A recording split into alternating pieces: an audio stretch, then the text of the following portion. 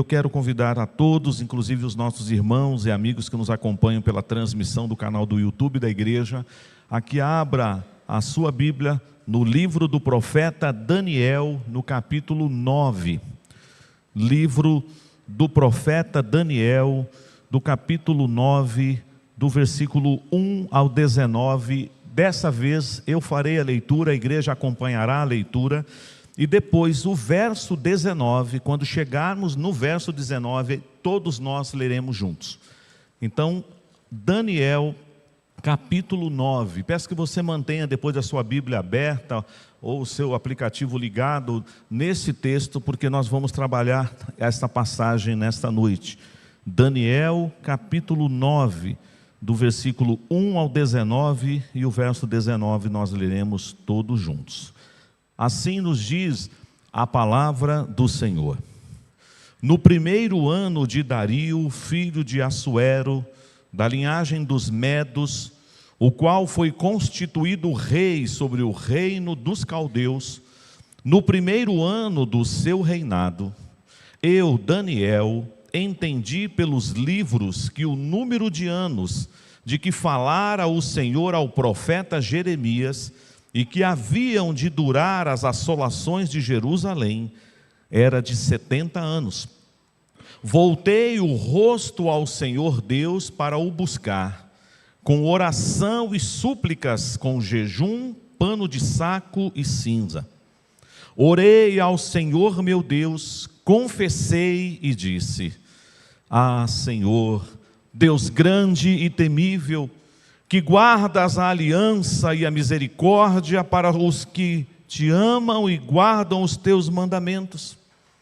Temos pecado e cometido iniquidades. Procedemos perversamente e fomos rebeldes, apartando-nos dos teus mandamentos e dos teus juízos, e não demos ouvidos aos teus servos, os profetas, que em teu nome falaram aos nossos reis, nossos príncipes e nossos pais, como também a todo o povo da terra. A ti, ó Senhor, pertence a justiça, mas a nós o corar de vergonha. Como hoje se vê, aos homens de Judá, os moradores de Jerusalém, todo Israel, quer os de perto, quer os de longe, em todas as terras por onde os tens lançado, por causa das suas transgressões que cometeram contra ti. Ó Senhor, a nós pertence o corar de vergonha, aos nossos reis, aos nossos príncipes e aos nossos pais, porque temos pecado contra ti. Ao Senhor nosso Deus pertence a misericórdia e o perdão, pois nos temos rebelado contra Ele e não obedecemos à voz do Senhor nosso Deus, para andarmos nas suas leis, que nos deu por intermédio dos seus servos os profetas. Sim, todo Israel transgrediu a tua lei, desviando-se para não obedecer à tua voz. Por isso, a maldição e as imprecações que estão escritas na lei de Moisés, servo de Deus, se derramaram sobre nós, porque temos pecado contra ti. Ele confirmou a sua palavra, que falou contra nós e contra os nossos juízes que nos julgavam, e fez vir sobre nós grande mal, porquanto nunca debaixo de todo o céu aconteceu o que se deu em Jerusalém. Como está escrito na lei de Moisés, todo este mal nos sobreveio, e apesar disso, não temos implorado o favor do Senhor nosso Deus para nos convertermos das nossas iniquidades e nos aplicarmos à tua verdade. Por isso, o Senhor cuidou em trazer sobre nós o mal e fez vir sobre nós, pois justo é o Senhor nosso Deus em todas as suas obras que faz, pois não obedecemos à sua voz. Na verdade, ó Senhor nosso Deus, que tiraste o teu povo da terra do Egito com mão poderosa, e a ti mesmo adquiriste renome, como hoje se vê, temos pecado e procedido perversamente. Ó Senhor, segundo todas as tuas justiças, aparte-se a tua ira e o teu furor da tua cidade de Jerusalém, do teu santo monte, por por causa dos nossos pecados e por causa das iniquidades de nossos pais, se tornaram Jerusalém e o teu povo opróbrio para todos os que estão em redor de nós. Agora, pois, ó Deus nosso, ouve a oração do teu servo e as suas súplicas, e sobre o teu santuário assolado, faze resplandecer o rosto por amor do Senhor. Inclina, ó Deus meu, os ouvidos e ouve. Abre os olhos e olha para a nossa desolação e para a cidade que é chamada pelo teu nome, porque não lançamos as nossas súplicas perante a tua face, fiados em nossas justiças, mas em tuas muitas misericórdias. Ó Senhor, ouve. Ó Senhor, perdoa. Ó Senhor, atende-nos e age. Não te retardes por amor de ti mesmo. Ó Deus meu, porque a tua cidade e o teu povo são chamados pelo teu nome. Amém. Vamos orar, igreja.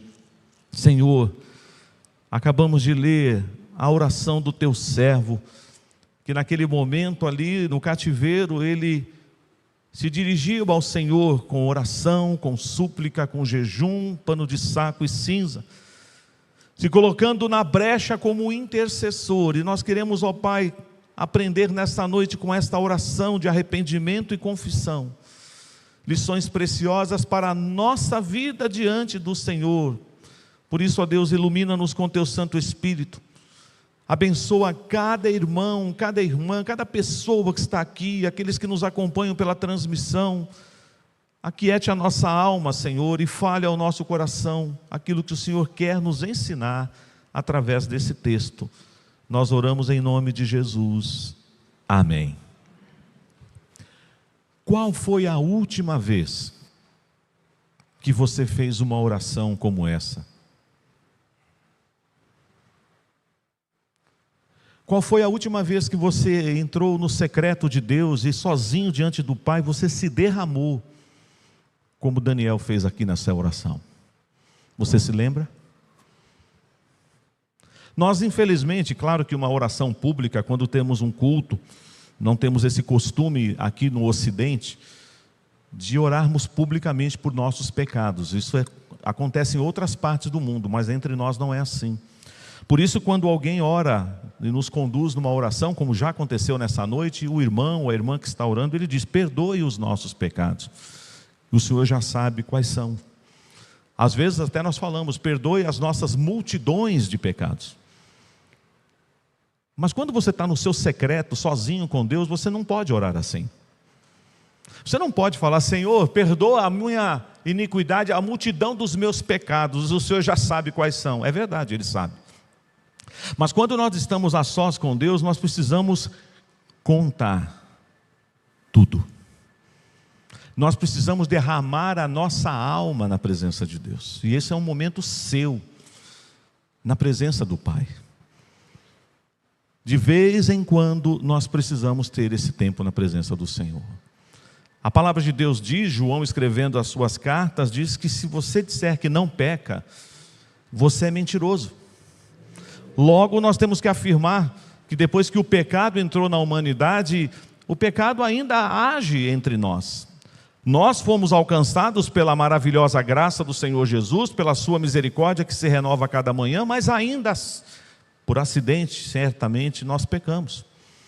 Nós entristecemos o Espírito Santo de Deus, nós podemos pecar por atitudes, nós podemos pecar no pensamento, nós podemos pecar por palavras, por ações e até por omissão. Nós pecamos. Já foi lido nessa noite 2 salmos em que relatam um momento difícil na vida de Davi. O Salmo 32 e o Salmo 51. Já preparando o nosso coração para esse momento da oração do profeta Daniel. É interessante, irmãos, como a gente vai olhar para essa oração e vai pedir: Senhor, me dê momentos como esse para orar. Algo lindo que eu vejo aqui, ele não é o único que faz isso na Bíblia. Embora ele está intercedendo, em algum momento ele até fala: ouve, Senhor, o teu servo. mas ele está orando em favor do povo, ele não está orando somente por ele. E ele poderia muito bem se excluir e dizer assim: Senhor, perdoa a iniquidade deles, perdoa os pecados deles. Mas ele não faz isso, ele diz: perdoa os nossos pecados. Há um outro servo de Deus na Bíblia que tem uma oração linda como essa, que é o nosso irmão Neemias. Neemias também, lá no seu livro, capítulo 1, tem uma oração. A oração de Neemias também é uma oração de intercessão, é uma oração de confissão, uma oração de arrependimento. Portanto, nesta noite, olhando para esse texto, para a oração de Daniel, nós precisamos olhar para o nosso coração, pedir que o Senhor nos visite mais uma vez nesta noite e diga: Senhor, tem alguma coisa em mim que eu preciso confessar? Senhor, tem alguma área na minha vida que eu não falei contigo ainda, embora Deus já saiba? Tem alguma questão no que você vem trazendo ao longo da sua caminhada até hoje, que você ainda não se ajoelhou, que você ainda talvez nem chorou na presença de Deus, sozinho ou sozinha, e você confessou o seu pecado ao Senhor? Ele é rico em perdoar. Ele diz também na sua palavra: se confessarmos os nossos pecados, Ele é fiel e justo para nos perdoar e nos purificar de toda a injustiça. Por isso, irmãos, leia comigo as páginas desse texto, que já foi lido, mas acompanhe comigo, olhando para o seu coração e dizendo: Senhor, eu quero ter uma oração assim na minha alma, eu quero ter um tempo assim na presença de Deus. Os irmãos conhecem o contexto deste livro e desse servo do Senhor,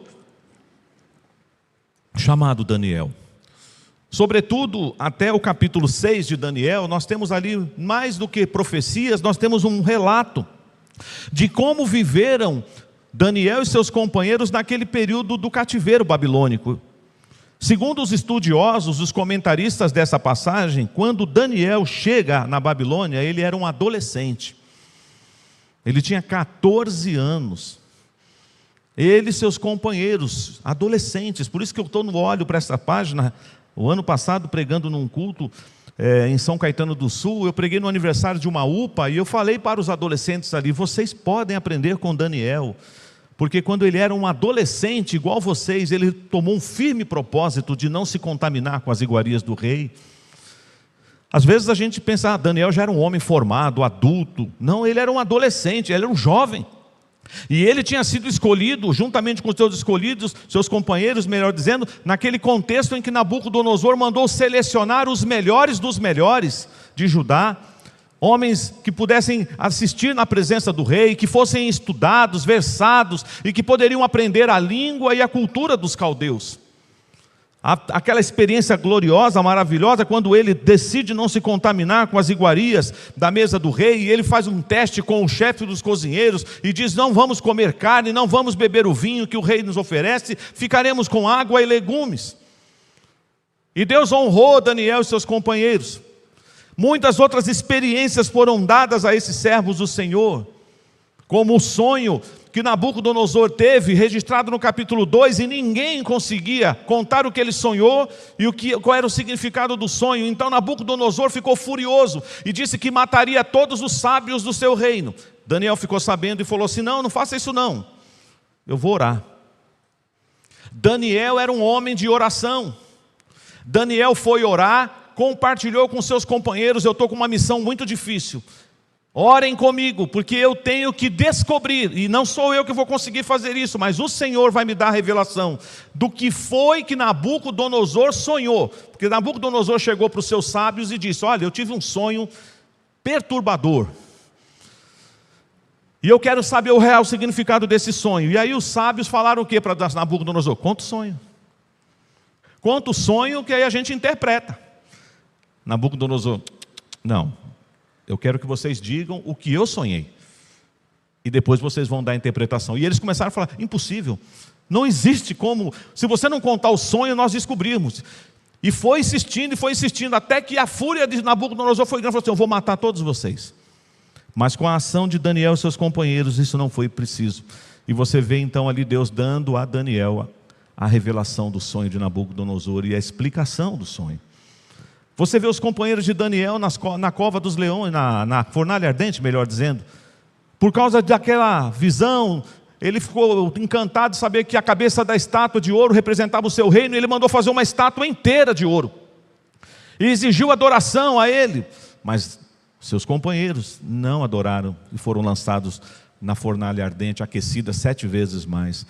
Nós vemos outras passagens até que chegamos no capítulo 6, aonde vemos ali as pessoas tentando pegar Daniel em alguma situação. Daniel era um homem íntegro, Daniel era um homem reto, era um homem fiel, e nada tem contra a vida de Daniel, não tem investigação, não tem nada que consiga pegar alguma mácula na vida deste homem. E eles então instigaram o rei Dario a assinar um decreto, que por 30 dias ninguém pudesse orar, fazer oração, invocar nenhum Deus, a não ser o próprio rei. E o rei gostou do negócio, falou assim: opa, só vão poder invocar o meu nome. Mas na verdade essa intenção desses homens, do ciúme que eles estavam, atingiu uma pessoa só. Quem? Daniel. Porque Daniel orava pelo menos 3 vezes ao dia. É o que a Bíblia nos informa. Que ele subia no seu quarto, abria janelas para as bandas de Jerusalém, porque ele lembrava que o templo estava lá, e ele lembrava das orações que eram feitas no templo, às 9 da manhã, na hora terceira, ao meio-dia, na hora sexta, e às 3 horas da tarde, na hora nona. E ele sempre orava, ele sempre buscava o Senhor. Mesmo diante da ameaça, ele não deixou de orar, ele não mudou a sua agenda, ele não mudou o seu costume, como ele fazia sempre, mas isso lhe custou caro. Ele foi lançado na cova dos leões, mas Deus cuidou dele. Só que agora nós precisamos entender o seguinte: quantos anos tem Daniel nesse episódio da cova dos leões? Ele entrou na Babilônia com 14 anos. Daniel agora está com quase 80 anos. Um ancião que foi fiel ao Senhor todos os anos ali naquele cativeiro, e agora ele é lançado na cova dos leões porque ele não deixou de orar. A sequência do texto vai mostrar para nós então esse momento dessa oração. E aí, irmãos, os estudiosos também dizem que quando Daniel faz essa oração do capítulo 9, ele está com 82 anos de idade. É uma idade boa, não é? 82 anos, eu sei que há alguns irmãos aqui na casa dos 80, e até já passaram da casa dos 80 e estão na casa dos 90, então tenta imaginar, minha irmã, meu irmão, você que tem uma idade já mais avançada, que ainda Deus pode ouvir a sua oração, pode usar você e sua vida para você ser um intercessor, uma intercessora na presença de Deus.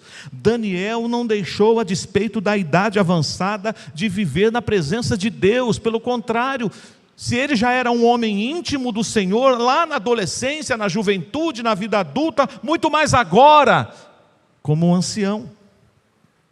E é interessante, irmãos, que também os estudiosos dizem que a possibilidade dessa oração ter sido proferida no ano em que faltavam 2 anos para o povo regressar, ou seja, eles já tinham passado 68 anos no cativeiro.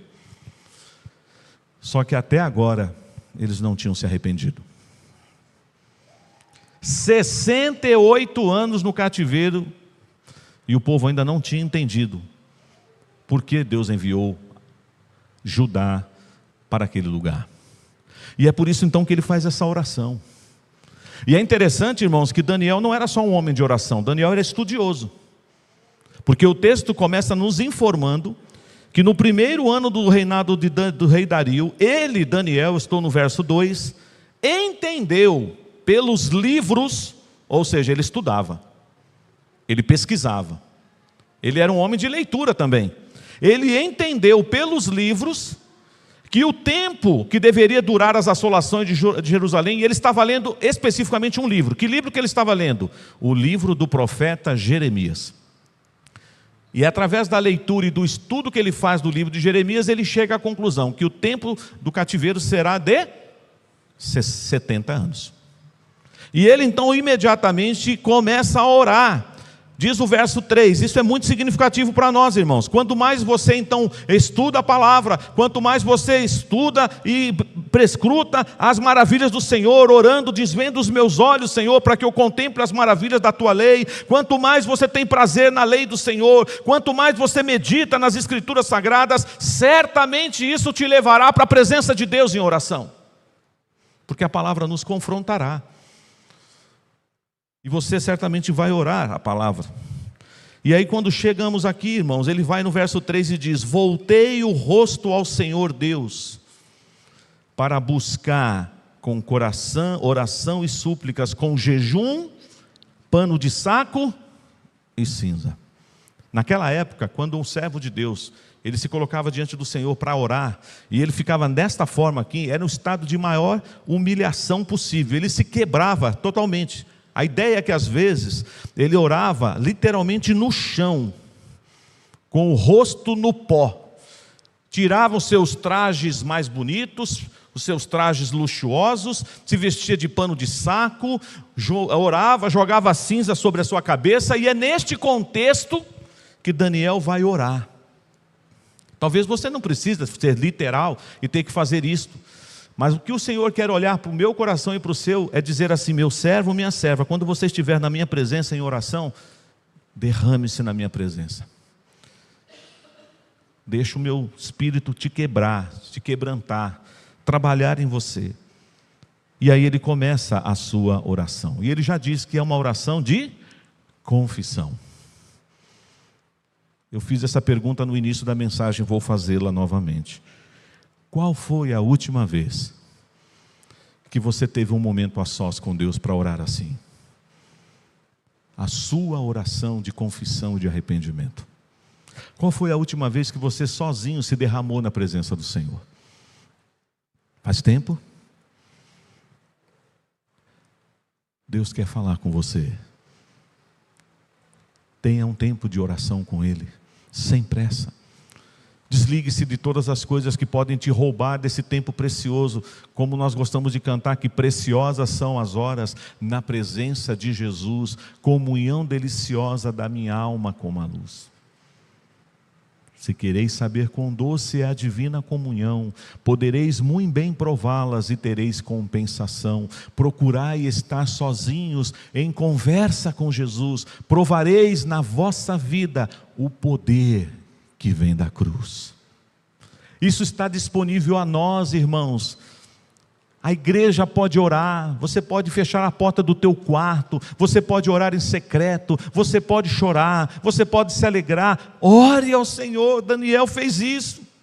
Ele fez isso com oração, com súplicas, com jejum e com pano de saco e cinza. Já trabalhamos aqui, tempos passados, sobre a importância também da prática do jejum. O jejum não muda a vontade de Deus. O jejum não é para você dar o golpe fatal e Deus ser obrigado a atender a sua oração, mas jejum mostra o quanto você é totalmente dependente dEle. Você se esvazia, você para de fazer as coisas que no cotidiano você faz, entre elas comer, beber, se alimentar, e você fica reservado agora àquele tempo exclusivo na presença de Deus. É isso que Daniel está fazendo. E por 4 vezes, embora a expressão pecado, transgressão, iniquidade, ela aparece aqui várias vezes, é uma oração recheada de confissão, mas por 4 vezes nesta oração ele usa essa expressão, e eu começo lendo com você no verso 5. No verso 5 ele diz assim: temos pecado e cometido iniquidades. Perceba, ele está falando no plural. Ele não disse, eles estão pecando, eles estão profanando o teu nome. Ele diz, nós temos pecado e cometido iniquidades. Por que numa oração pública e coletiva, quando acontece na igreja, a nossa oração nunca deve ser no singular?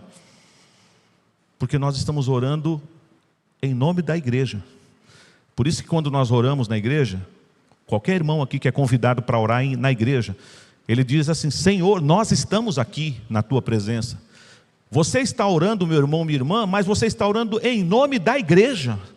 Agora, se você estiver sozinho na sua casa, aí você ora no singular. Senhor, eu perdoo os meus pecados, visito o meu coração. Mas na igreja a gente ora no coletivo. Senhor, abençoa a igreja, perdoa os nossos pecados, fala aos nossos corações, porque nós estamos na presença do Senhor. Mas você terá o seu momento a sós com Deus também. Primeiro versículo, verso 5. Depois você vai comigo e olha aí o versículo de número 11. Porque temos pecado contra ti. Você vai agora no versículo 15. Temos pecado e procedido perversamente.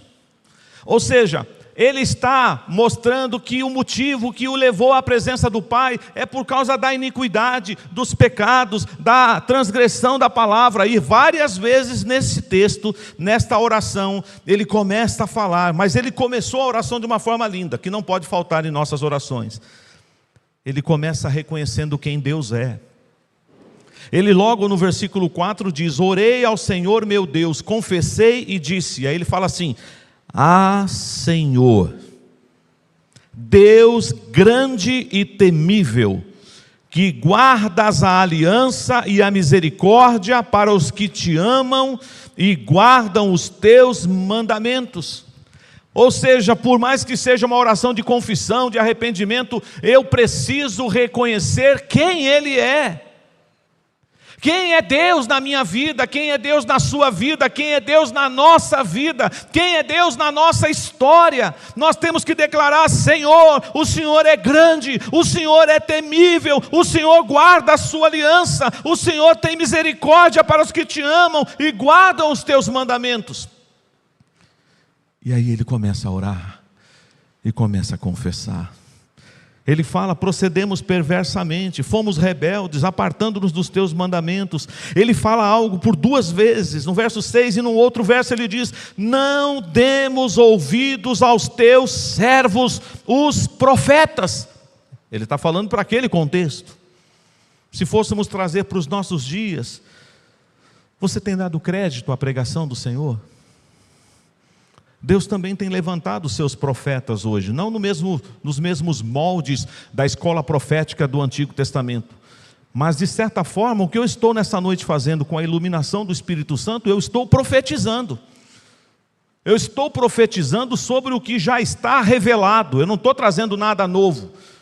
O que eu estou pregando já está revelado nas Sagradas Escrituras, mas eu estou profetizando. Portanto, será que nós hoje, nos dias atuais, nós estamos dando crédito aos profetas? Aos verdadeiros e servos de Deus, fiéis profetas do Senhor? Porque isso custou caro para Israel, irmãos, custou o cativeiro, por negligência. E aí é interessante que no verso 7 ele diz assim: a ti, ó Senhor, pertence o quê? A justiça. Ele vai repetir isso daqui a pouco. Mas e a nós? Pertence o quê? O corar de vergonha. Já deve ter acontecido com você, isso comigo várias vezes, que às vezes a gente fica envergonhado diante de alguma situação, pode ser até uma situação engraçada. E a coisa que acontece conosco é o rosto da gente ficar como? Vermelho. Às vezes você fica envergonhado, você faz uma situação que todo mundo, né? Quem já passou por isso na escola, né? Às vezes é aquele famoso bullying, aí você fica envergonhado, você não quer nem ir na escola. Eu lembro que, hoje eu não vou na escola não, mãe. Por quê? Ah não, os meus coleguinhas lá estão me zoando, estão escarnecendo de mim. Ontem fizeram chacota comigo, eu fiquei mal, eu fui para o banheiro chorar, eu fiquei arrasado. Sabe aquela hora assim, de vergonha, de constrangimento? Mas não é dessa que eu estou falando. É do corar de vergonha na presença dEle. Este corar de vergonha é quando eu reconheço o quanto eu peco, o quanto eu desobedeço, o quanto eu transgrido a lei de Deus. E aí eu tenho que talvez dar um grito, igual Isaías deu naquela visão: ai de mim, eu estou perdido, porque eu sou pecador, tenho lábios impuros, habito no meio de impuros lábios, e os meus olhos viram o Rei. Qual foi a última vez que você teve o seu rosto corado de vergonha? Ou nós muitas vezes vamos dar de ombro, como muitos fazem. Quem é que não peca? Quem é que nunca mentiu? Quem é que nunca pisou em falso na vida? Quem é? Atira a primeira pedra. Aí a gente até cita a Bíblia, né? É verdade, irmãos, todos nós pecamos, infelizmente. É verdade. Eu só estou aqui nessa noite podendo pregar mais uma vez a palavra porque eu sou alcançado todas as manhãs pela misericórdia do Senhor. Senão eu não poderia estar aqui.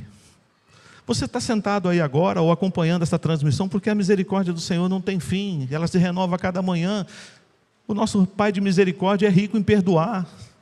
Mas nós não podemos perder de vista, irmãos, que a nós pertence o corar de vergonha. E ele mais uma vez lembra, olha o verso 8. Ó Senhor, a nós pertence o corar de vergonha, aos nossos reis, aos nossos príncipes, aos nossos pais. E mais uma vez ele vai falar o quê? Porque temos pecado contra ti. Só saindo um pouco desse texto, indo lá no Salmo 51. Nós sabemos por que Davi estava confessando naquela oração de arrependimento e confissão no Salmo 32 e 51. Recentemente nós estudamos sobre Davi nos grupos familiares. Davi desobedeceu a Deus. Davi estava no lugar errado, na hora errada e fez o que era errado. Davi tomou algo para si que não era dele. Nós sabemos do adultério com Batseba. Depois de tudo que aconteceu na vida de Davi, ele é confrontado na palavra pelo profeta Natã. E aí nasce então esses salmos. E se nós fôssemos pensar humanamente contra quem Davi pecou contra quem? Davi pecou contra Batseba. Davi pecou contra Urias. Davi pecou contra os soldados, que ele não foi para a guerra. Pecou contra o seu reino. Mas na hora que ele ora, lá no Salmo 51, ele fala primeiro o quê? Porque eu pequei contra ti. Por que ele fez isso? Por que ele não mencionou o nome da Batseba, do marido de Batseba e das outras pessoas? Porque, irmãos, às vezes a gente acha que assim, não, eu não pequei contra Deus, eu pequei só contra o meu irmão. Não, irmãos, toda vez que eu pecar contra alguém, eu pequei contra Deus. Não tem como separar.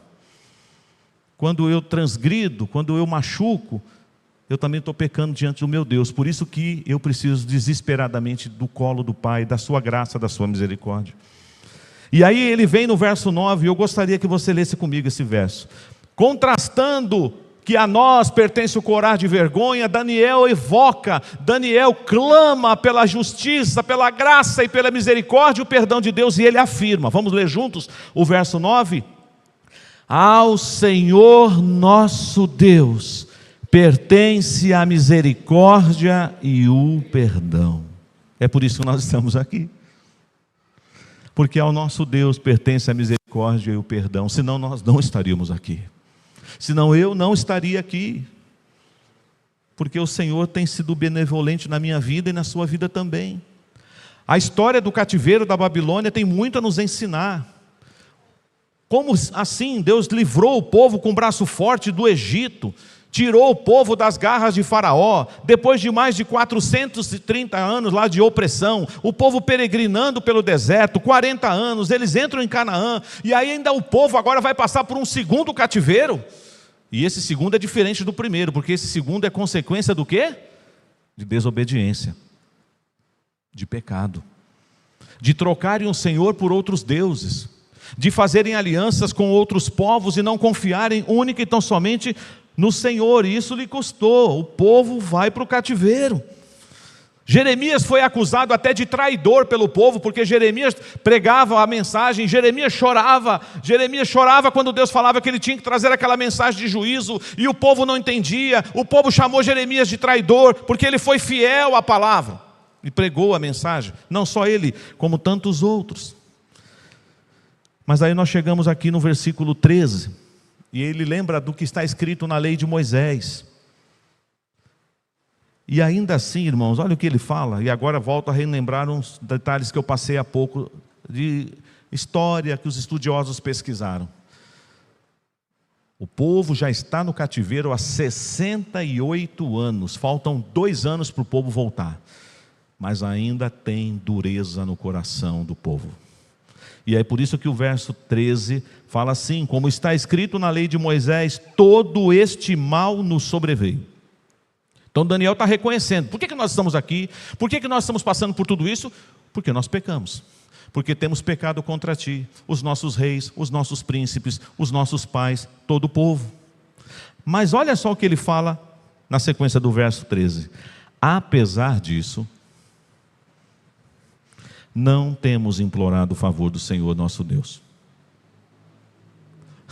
Parece assim, o cativeiro não resolveu o problema? Apesar do Senhor estar disciplinando o seu povo, ainda o povo não aprendeu. Aliás, vale dizer isso lá no início, quando iniciamos o período ali da história do cativeiro, nós temos isso registrado em Jeremias capítulo 29. Surgiram falsos profetas. Olha, irmãos, aqui é absurdo a coisa. O povo foi embora, foi tomado, foi raptado, foi levado com braço forte pelos caldeus lá, por Nabucodonosor, para a Babilônia. Por causa do que mesmo? Desobediência, idolatria, falsas profecias. Porque enquanto Deus levantava os profetas para anunciar que o juízo estava às portas, os falsos profetas diziam que nada, nós estamos protegidos, nós temos o templo, não vai acontecer nada conosco, ninguém pode nos invadir, porque nós temos o templo. Eles achavam que o templo ia protegê-los, igual aconteceu lá atrás, quando o povo do Senhor achava que a arca protegeria eles. Pega a arca, põe a arca na frente do exército, e foi aquela tragédia quando os filisteus roubaram a arca. Não é simplesmente assim, vamos para dentro da igreja, o templo nos protege. Não, irmãos, o que nos protege é o Senhor. É o Senhor. E aí, irmãos, o texto então vai nos informar que eles estão ali pensando, quanto tempo nós vamos passar aqui? Lá na Babilônia, pasmem, apareceram os falsos profetas. E sabe o que eles falaram? Gente, Deus falou 70 anos, mas não é 70 anos não. 2 aninhos. Daqui 2 anos a gente volta. E essa notícia começou a se espalhar. Está ouvindo aí um profeta que está entre nós aí? Deus revelou para ele. Parecido com a gente, quer ver? Aqui eu vou fazer uma analogia que é engraçada, mas aí fica para cada um pensar. Qual um pai e mãe aqui que já teve que aplicar uma disciplina num filho? Privar o seu filho ou a sua filha de usar uma coisa que ele tanto gosta. E você diz assim, 30 dias sem o seu celular. 30 dias. Bom, 30 dias são o quê? 30 dias, certo? Aí lá para o 7º dia, o seu filho, mãe, eu já estou arrependido. Mãe, pai, reconsidera. Estou sentindo falta do meu celular, eu vou usar pouco agora. Reduz a pena, mãe. Alivia um pouco. E às vezes, quem já não fez isso aqui? Quem já não fez isso aqui? Tá bom, vou mudar a regra. Toque o seu celular. Aí, e às vezes o filho faz o quê? Depois que recebe o celular do pai e da mãe, não cumpriu os 30 dias, ele faz tudo de novo. Só que agora ele vai ser um pouquinho mais esperto, vai tentar esconder do pai e da mãe para ele não ser privado de usar o celular de novo. Nós não somos assim, meio molengas? Você vai, não, pastor, comigo não. 30 dias, 30 dias. Eu ainda vou riscando na folhinha. Mas certamente você já teve algum momento que você falou assim, eu acho que ele já aprendeu a lição. Eu acho que ela já aprendeu a lição. Tá bom, 7 dias tá bom. Mas com Israel não foi assim não. Com Israel não foi assim não. Vocês vão ficar 70 anos. E eles ficaram 70 anos. Ai, que Deus cruel. Deus não ama o seu povo. Pelo contrário, Ele ama. E a disciplina do Senhor, às vezes, é o melhor remédio que nós precisamos. Portanto, então, irmãos, Deus levanta Jeremias, manda uma carta, está lá no capítulo 29 do seu livro, e a carta é clara. Estão falando por aí que são 2 anos? Não, 70 anos. Pode plantar, pode colher, pode trabalhar, pode constituir família aí, porque vocês não vão voltar para casa tão cedo. Só daqui 70 anos. E não se fala mais nisso. E agora nós estamos vendo Daniel orando, faltando 2 anos para o cumprimento dessa palavra. Mas o povo ainda não está atento à oração do Senhor. Caminhando, irmãos, para o término. Ele lembra da história do Egito, como eu já falei. E chegamos no versículo 17. O versículo 17, ele, agora sim, ele está sozinho, ele não está orando num local público. Então ele está orando ao Senhor, intercedendo pelo povo, mas agora ele olha para si e diz... Agora, pois, ó Deus nosso, ouve a oração do teu servo e as suas súplicas. É outra hora que você tem que estar sozinho com Deus. Tem hora para você orar com outra pessoa, tem hora para você orar com a família, tem hora para você orar com um grupo da igreja, mas tem aquela hora que você tem que orar sozinho, para você chegar e falar assim: Senhor, ouve a oração do teu servo. Senhor, ouve a oração da tua serva. Contempla a minha miséria, o meu pecado, a minha iniquidade. Tenha misericórdia de mim, ó Deus, ouve o meu clamor. Qual foi a última vez que você fez isso? Ah, pastor, nós já fizemos isso no culto alguns minutos atrás, só não prestou atenção? Prestei. Todo culto tem momento de contrição e perdão, mas o seu momento com Deus não pode ser excluído, porque teve aqui na igreja, na liturgia, um momento de contrição e perdão. Mas eu já confessei. Confessou mesmo? Até nas horas da oração silenciosa, às vezes a gente é tentado a não orar. Já reparou? Eu sou tentado para não orar. Vem cada ideia na minha cabeça na hora da oração silenciosa. Eu começo a ficar preocupado. No meu caso, como pastor, eu fico preocupado se está tudo certo no culto. Aí eu falo: não, agora não é hora de eu ficar fazendo checklist na minha mente. Agora é hora de eu orar. Você já foi saqueado aí na hora da oração silenciosa? Vamos ter alguns instantes de oração silenciosa. Aí sua mente vai embora. Você vai na sua casa, você vai na onde você trabalha, você tica a agenda, aí depois espera o silêncio ser quebrado com alguma oração audível. Nós não oramos, irmãos. Mas nós precisamos orar.